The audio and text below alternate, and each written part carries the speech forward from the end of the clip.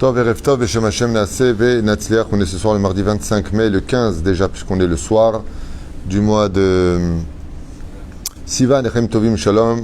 Shiur acheté ce soir pour l'Askara de Rachel Colette Bat Champagne. Zichrona Livracha Roach Hashem Tenachena Began Aiden Elion Vechol HaSharvot Imah Bichlal Arachim Vaselochot Vechen Yehi Ratzon Lenomar Amen. On pensera à la Refoua Shlema de l'Elef Alfa Avdalim de Yvonne Chaya Bat Gema et une grande Refoua Shlema aussi pour Maurice Moshe Mimoun Ben Marie Myriam Bezrat Hashem Barach. L'Elef Alfa Avdalim Refoua Shlema le Kol Chol Israël et les Ilou Nishmat de aussi mon beau-frère que je repose son âme Georges Eliaou Ben Simcha Alice Mishpachat Ammar Chol Mete Israël, Hatzlacha pour vous tous, Bezrat Hashem, une grande Hatzlacha aussi à celle qui a acheté celui qui a acheté ce shiur. Sans plus tarder, on continue avec le shiur numéro 2, la mitzvah du tzitzit et ses ségoulottes, Bezrat Hashem Yitbarach. On est avec le Mishkan Shiloh et on va voir un petit peu ensemble, je vais le découvrir à vous, je ne l'ai pas lu, donc on va voir qu'est-ce que lui, il nous livre sur cette si grande mitzvah qui sont les tzitzit. Et je conseille vivement, avant de regarder ce cours, de regarder le cours numéro 1. Le fait qu'il soit numéroté, c'est pour construire une étude de façon à ressortir avec les données supplémentaires pour vivre mieux la mitzvah, accomplir la mitzvah avec plus d'empressement, Bezrat Hashem, et surtout avoir envie de la faire. Donc si on prend en plein milieu, on n'aura peut-être pas la base du premier cours, c'est dommage. Mais bon, ceci étant, chacun fera comme il veut. Petit 1, Maurice, c'est prêt? Harry, Johnny, partage, Bezrat Hashem. Cousin ou frère vous êtes, vous? Hein? Cousin? Et toi? T'es tout seul, toi? Tranquille. T'es cool. Ça va. On peut éteindre le clip. Allez, éteins de ton côté, pas du mien. Non, moi ça va, j'ai pas... Tu vois, moi, je t'avais dit, 75 ans, c'est fait froid. Hatzitzit ishmira gdola. Omrim rabotenu alem shalom. Que les gens sachent et comprennent que le port du tzitzit, ishmira gdola, protège l'homme de beaucoup de choses, va'atsuma, que même son esprit ne pourrait pas comprendre. Tellement la mitzvah du tzitzit est importante. La Adam itne amizikim. Il se pose la question... De quoi ça protégerait une personne qui porte le tzitzit? Il écrit ici à cause des mauvais esprits et des shin dalet et des démons, des genoun. Shelo yochlu leitkarev, car le tzitzit maintient au respect et à distance et lave tous ces mauvais esprits et démons qui rôdent dans l'atmosphère sans qu'on les voie dans des mondes parallèles.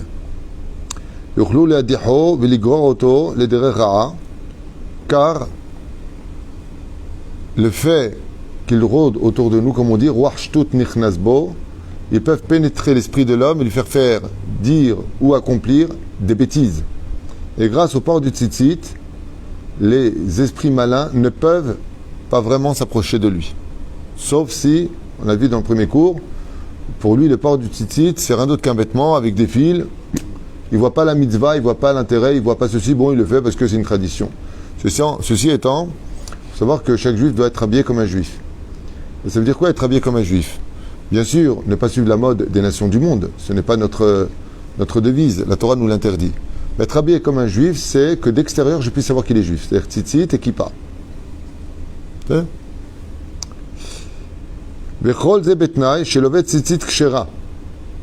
Et si tu viens dire que la nuit, par exemple, tu es tzitzit et tu sens agressé par des choses extérieures, ou qu'une personne aurait vécu des scènes paranormales dans sa vie, c'est qu'automatiquement, il vérifiera son tzitzit et il n'est pas cachère.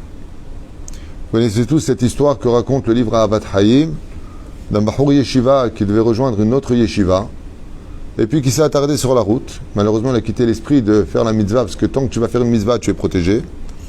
Et ce qui l'a mené à être un peu étourdi, il s'est trompé.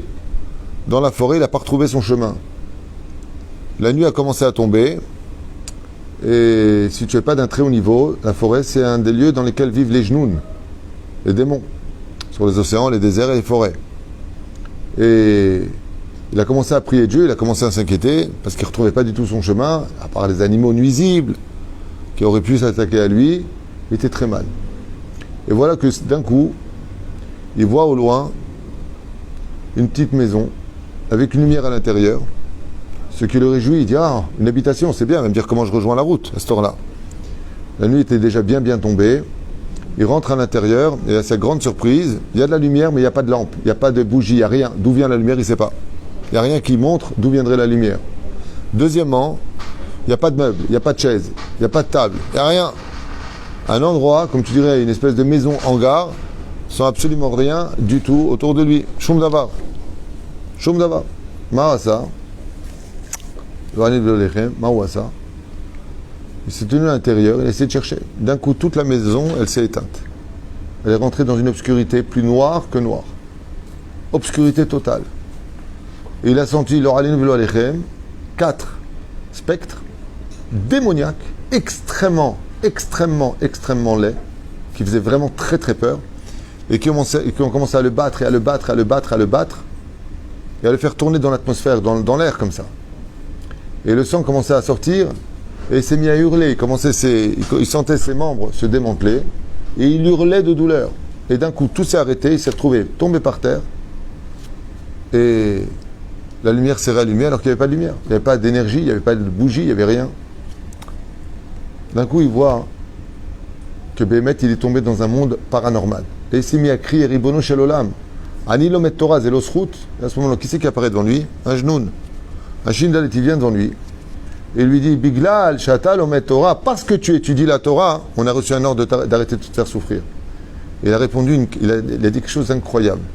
Il lui a dit, Uma Hatati, et qu'est-ce que j'ai fait de si mal, ouais, pour que vous m'ayez frappé autant. Il lui a dit, ça fait des semaines que ton tzitzit, il est plus cachère. Tu fais bracha levata là-dessus, vezanatan la noureshut, litkofotra vela kototra.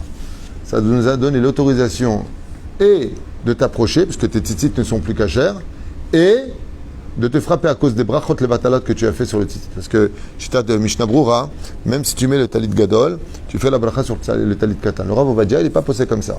Rav Ovadia, il dit, quand tu feras la bracha du talit gadol, donc le talit, tu penseras au tzitzit que tu mets sur toi. Donc n'oubliez pas chaque matin, pour nous les Sfaradim, si on est noquettes selon le Rav Ovadia Yosef, et non pas le Alecha Brura, qui lui fait comme le Mishnah Brura, le fils de Rav Ovadia Yosef, Ken, lui va selon le Mishnah Brura dans Alecha Brura. Le Rav Ovadia, il dit non. Pourquoi? Parce que quand tu vas faire la bracha sur les tatev et tzitzit, tu penseras au talit katan. Donc n'oubliez pas, comme vous mettez tous les matins tzitzit, areni bal et otzi de chova et talit katan sha'alai. C'est ça? Le kshera. Ach im tzitzit sha'alav psula, eno zocher lishmira ve'agana. Comme ça, il ramène aussi le Zera Shimshon. Zera Shimshon a beaucoup parlé de ce livre, grâce à Dieu. Et il ramène là-bas que si les tzitzit, ils ne sont pas cachers, eh bien, il n'y a pas de shmira, il n'y a pas de garde. Le tzitzit s'annule et la valeur n'est plus valable. Non seulement ça ne garde pas, mais fait une avéra. Donc de temps en temps, il est impératif de regarder si nos tzitzit sont cachers. Et car tzitzit cachère, c'est dans les nœuds qui sont mis. Vous savez que le tzitzit a pour gematria 600. Il y a 5 nœuds, ça fait 605. Et il y a 8 fils, ça fait 613. Là, vous voyez que la gematria qui englobe la mitzvah, qui détermine la mitzvah du tzitzit, du port du tzitzit, gematria tariag. C'est-à-dire, pour dire que le port du tzitzit équivaut aux 613 mitzvot de la Torah, or itamoto usrachtem et kol mitzvot Hashem. Toutes les mitzvot de la Torah sont cachées et inclus à l'intérieur de cette extraordinaire mitzvah. Et kevan tzitzit ishmira le adam, étant donné que le tzitzit protège l'homme de beaucoup de choses extérieures qu'il ne voit pas, même de décrets dans le ciel, aken raou lo le asiro ou la rida me'alav klal. Étant donné que donc ça le garde non-stop, quelqu'un d'intelligent et de sage ne retirerait jamais le tzitzit de son corps. Qui bémet et je faisais shmirak de là, ça le garde. Et celui qui veut l'ahmir, même pendant qu'il dort, on avait vu ensemble déjà, que et c'est pour cela que c'est même très important de laisser le tzitzit chez les enfants, un tzitzit katan, dès qu'ils sont propres, même qu'ils dorment avec celui qui est l'ahmir. Si les enfants sont dérangés, ils font des cauchemars, zez goulag dola meod. Il n'y a pas que ça qui garde la nuit, c'est bien les haravot qu'on fait à Sukkot, qu'on tape avec, c'est bien de les garder, de les mettre aussi dans la chambre des enfants, pour éviter que les enfants soient visités des fois par des esprits décédés qui n'ont pas trouvé le repos. C'est bien de laisser ça là-bas. Et on peut mettre par contre à côté de notre enfant, même si c'est une fille, un tzitzit katan. Abal Haïmet, Zelo Naoug. On n'a pas l'habitude de le faire. Encore un enseignement pour aujourd'hui. Bekeilot Mesuyamot. Il dit le tzitzit était tellement important que pendant des siècles, dans certaines grandes communautés, quand quelqu'un montait pour parler de Torah au tzibour, avant de le faire, d'abord il mettait le talit. Pourquoi? Pour rester concentré dans la valeur de la Torah et des mitzvot, pour faire une dracha qui fasse bouger les gens, pour que ça réagisse et non pas passer un bon moment. Il se couvrait d'abord du talit et seulement après, il parlait de Torah. Pourquoi? Comme si qu'il portait le Sefer Torah qui vient comme une aura autour d'eux, puisqu'on a vu dans le premier shiur que le tzitzit, c'est l'échantillon qui nous reste du olam, de la lumière du premier jour. On rappelait ce qu'on a vu tout à l'heure. C'est bien. Oh, fait. Alors c'est incroyable. Moi je pensais au Ben Ishraï, dans Ben Yoyada, et là il le ramène. Je suis très content. D'après vous, pourquoi un autre ta'am qui ramène ici, hormis la concentration et tout ce que tu veux, pourquoi Dafka est porté le talit sur eux, donc avant de parler au tzibour, lama? Il dit parce que quand tu fais une belle dracha, les gens te regardent. Et si ce que tu dis est beau, tu as tous les yeux sur toi. Et là, je me demandais s'il allait en parler. Mais effectivement, un des plus grands remèdes anti-Aïnara, c'est quand tu mets le talit sur toi. Et voilà, maintenant il est dit noir sur blanc. Ils ont voulu être protégés de l'Aïnara. La reine, ils se couvraient du tzitzit. Tzitzit, on a vu que dans le premier cours, tzitz. La tzitz en hébreu, observez, les deux yeux. Le fait de porter les tzitzit, ça fait comme un dôme spirituel qui empêche l'œil de l'autre de venir te faire du mal. C'est ça? La reine, Bezrat Hashem, des fois tu te trouves dans une ambiance où tu sais que les gens ils sont de mauvaise influence, ils parlent mal, ils sont jaloux et autres. C'est bien de caresser les tzitzit. Bezrat Hashem, dire Bisrout at-tzitziot, que Dieu me sauve de l'Aïnara. Bezot beikar bezman adrasha. Et c'était pendant le moment de la dracha, pendant qu'il parlait Torah. Il faut savoir que les gens qui sont des gens préposés au tzibour sont très très sensibles à l'Aïnara des autres, car il est apprécié, et les gens ils parlent de lui, et les yeux ils sont sur lui. C'est là.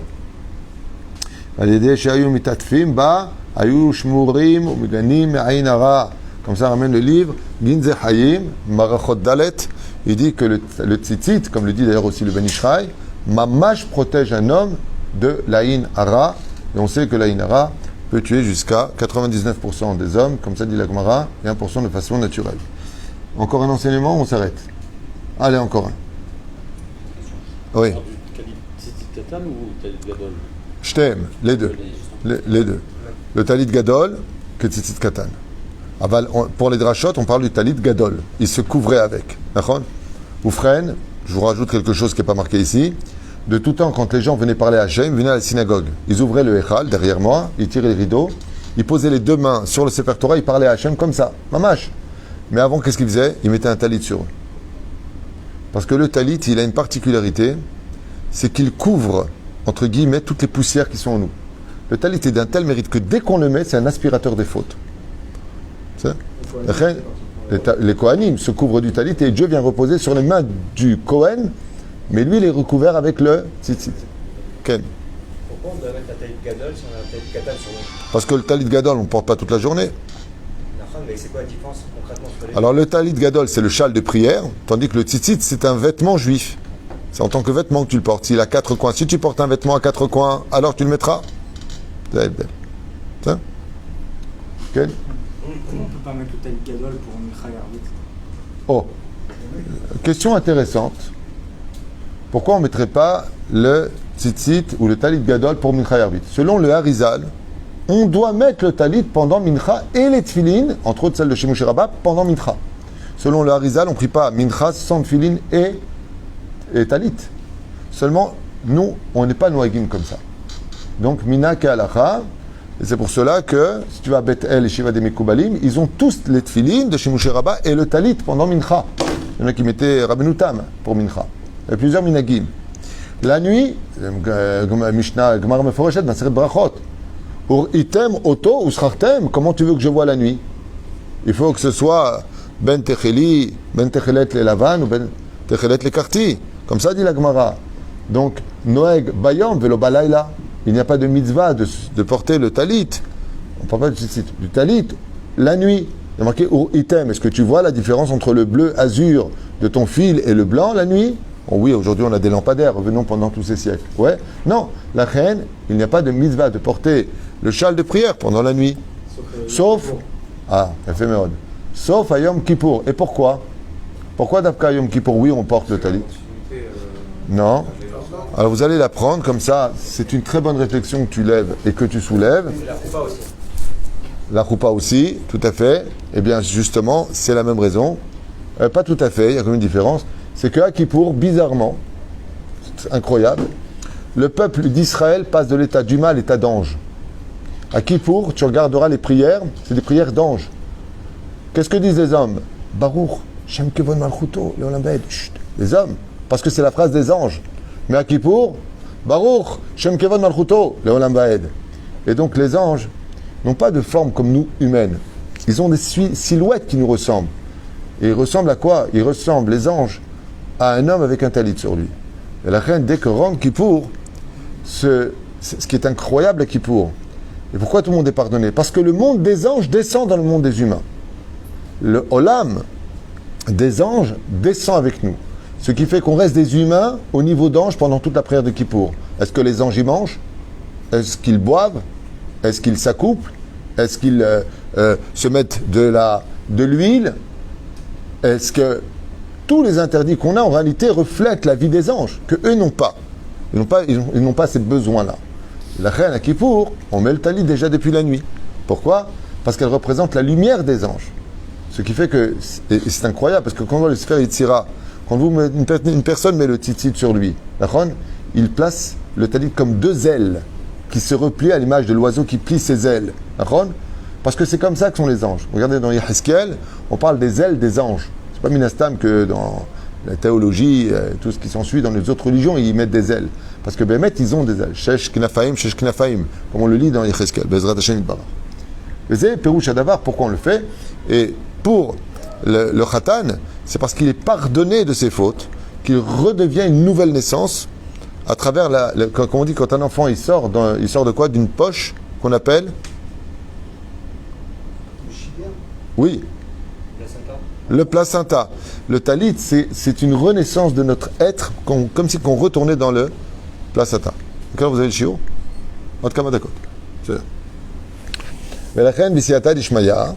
c'est la grande différence entre l'un et l'autre. Ceci étant, pour le mariage, il y a quand même un message.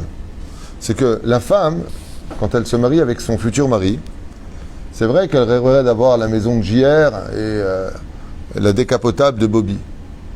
Vu une vie de luxe, une femme, son monde, c'est la matérialité, et puis Bat Mishon Bait, elle voudrait une belle vie. Mais quand elle rentre sous la choupa, le minac, c'est que la femme offre un talit à son mari. Pourquoi elle? Pourquoi? Parce qu'elle est en train de lui dire, je ne veux pas être marié qu'avec une personne qui va me gâter dans ce monde et qui va me choyer, qui va me donner tout ce dont j'ai besoin. J'ai besoin d'être marié avec une personne qui est une lumière. Que quand je partirai de ce monde, on dira, tu sais cette femme c'est qui? C'est la femme de tel personnage. Waouh, il était extraordinaire. Il avait de belles drachotes, il avait ceci et cela. C'est un kavod pour la femme. Et donc la femme, elle offre un talit pour lui dire, merci pour cette belle soirée, même si les deux ont participé, c'est pas la question. Mais en train de lui lancer un message en lui disant, ne sois pas qu'un homme qui sache me gâter avec de belles vacances et des beaux bijoux, parce que tout ça je ne prendrai pas avec moi. Mais par contre, j'ai aussi besoin d'un homme qui sache me parler de spiritualité, du Baal Shem Tov, du Rav Kook, de la halakha du Rav Ovadia Yosef. Un homme qui ne fait pas de différence entre nos grands maîtres de la Torah, mais justement qui sait les apporter tous sur un plateau avec amour et beaucoup d'humour, parce qu'il faut avoir beaucoup d'humour pour être quelqu'un qui sait réunir les autres. Mais la reine, c'est ce que lui dit la femme. La reine, cet homme-là se couvre du talit en disant la bénédiction de Shehayen ou Vekimanu. Pourquoi? Bien entendu, parce qu'il a un nouveau talit que sa femme lui offre. Donc il dit la bracha pour son costume, la kala, la maison qui l'attend, la merveilleuse soirée, les enveloppes à compter. Il y a de quoi dire Shehayen ou Baruch Hashem. Mais surtout parce qu'il se renouvelle son mazal avec sa femme le soir même de la choupa. C'est pour ça que la choupa indigne de Kippour et de Rosh Hashanah. Une choupa, c'est la kedusha de Yom Kippour et de Rosh Hashanah. Alors, je suis très gêné de voir des photographes sans kippa des fois. Ou pire encore, les frères ou les cousins qui montent sans kippa sous leur père. C'est comme une bête à Knesset, une choupa. Je suis très choqué de ça. Mais pourquoi comme Kippour? Parce que toutes les fautes sont pardonnées. Et pourquoi comme Rosh Hashanah? Parce que le mazal est renouvelé. C'est un redépart. Donc si c'est un redépart, il y a le talit. Comme tous les matins, on met le talit. Pourquoi? C'est une nouvelle journée. Le tzitzit, sachez-le, a la force de renouveler jusqu'au mazal de l'homme. Quelqu'un qui n'a pas beaucoup de mazal, qui met un peu plus de kavanot quand tu vas faire la bracha sur le tzitzit le matin, mais tu verras le monde, tzitzit, tes deux yeux, la tzitz, de façon différente. Mais une fois de plus, mitzvah, belo kavana, kegouf velo neshama. Si ta vie à toi, c'est une cérémonie religieuse et que tu ne le vis pas, tu pourras faire autant de brachot sur ton talit tous les jours, ça ne changera rien. Ce qu'il faut, c'est l'intensité, la joie, l'énergie de vivre la mitzvah. Et tu le vois des fois. Les gens, ils ont le talit, comment ils l'embrassent. Tu vois que vraiment, ils embrassent une mitzvah. Par contre, je vous mets en garde. Malheureusement, encore aujourd'hui, j'ai vu 2 Tunisiens qui sont venus de cette synagogue, 2 personnes âgées, et c'était 2 frères. Ils portent le talit comme les curés, vous savez, comme ça, comme un châle. Shulchan Aruch, il est explicite dans ce domaine. Le Rav Ovadia, il dit Ke'en talit dame. C'est comme si tu n'as rien sur toi. Celui qui prend, vous savez, ces châles de prière qui ne veulent rien dire, d'ailleurs en satin, là. C'est le truc qui ne sert à rien du tout. Orané, si tu veux, je sais pas. Moi, je ne connais pas personnellement et j'ai jamais mis ce genre de choses. Même si dans l'absolu, ça peut être permis parce que, bon, mais c'est pas méoudar. Mais même si tu le portes, c'est pas le problème. Qu'est-ce qui se passe? Mets-le au moins sur toi. Mais comme il glisse, parce que c'est du satin, et que ta chemise bleed, elle est en satin, ça glisse. Ouais.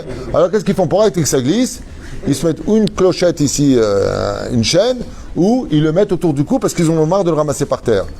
Rabotai, tafsikou medvarim haele. Vous avez vu la valeur pour ce deuxième chiour de porter un tzitzit, un talit, Bezrat Hashem, qu'il soit surtout le châle de prière en laine. J'en profite pour vous dire, même si j'en ai déjà parlé, qu'aujourd'hui on sort des nouveaux talits, il y a toujours une nouvelle mode comme ça, avec des dessins, maintenant sur le dos avec le symbole de Rabbeinu, vous savez, les flammes et toutes sortes de choses.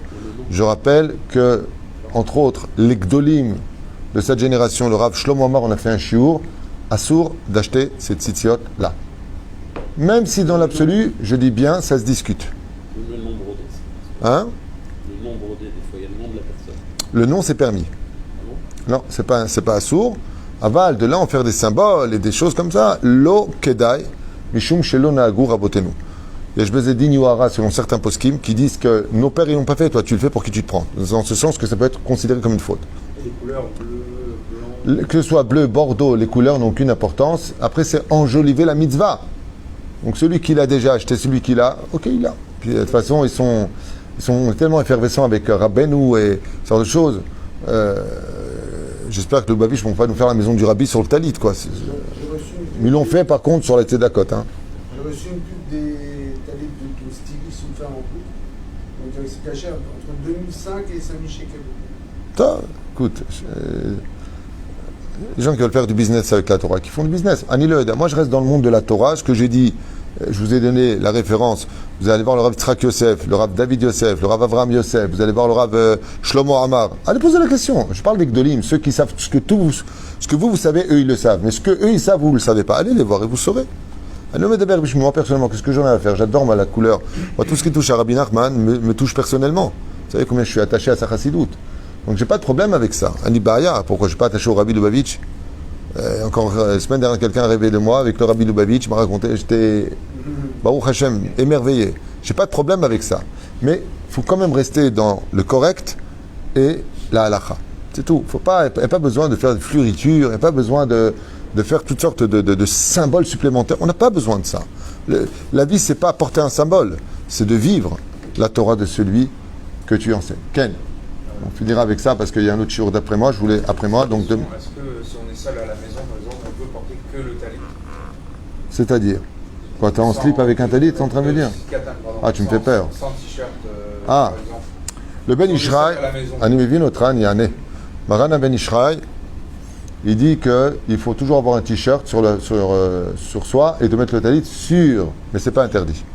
C'est pas interdit. Celui qui, par exemple, n'a pas de problème de supporter, il a comme on a tous, il y a comment ça s'appelle le talit le tzitzit le talit katan en coton, d'accord? On le met même la peau, puisque aujourd'hui ils ont fait des chemises tzitzit, les t-shirts, on fait des t-shirts tzitzit, les chemises tzitzit, et même qu'on fait les vestes avec minadin zebeseder, c'est des rabananes, tu comprends? Mais celui qui porte un talit en laine, les fachot, lui devra mettre d'abord un t-shirt et après mishum kevod à mitzvah. C'est-à-dire, quand on rentre aux toilettes, selon la halakha, on ne laisse pas les tzitzit dehors. Lama bizayon, l'œil a fait, c'est pas bien. Alors on les rentre comme ça sous la chemise et on n'a pas besoin de les retirer quand on va aux toilettes. Certains chassidim les retirent.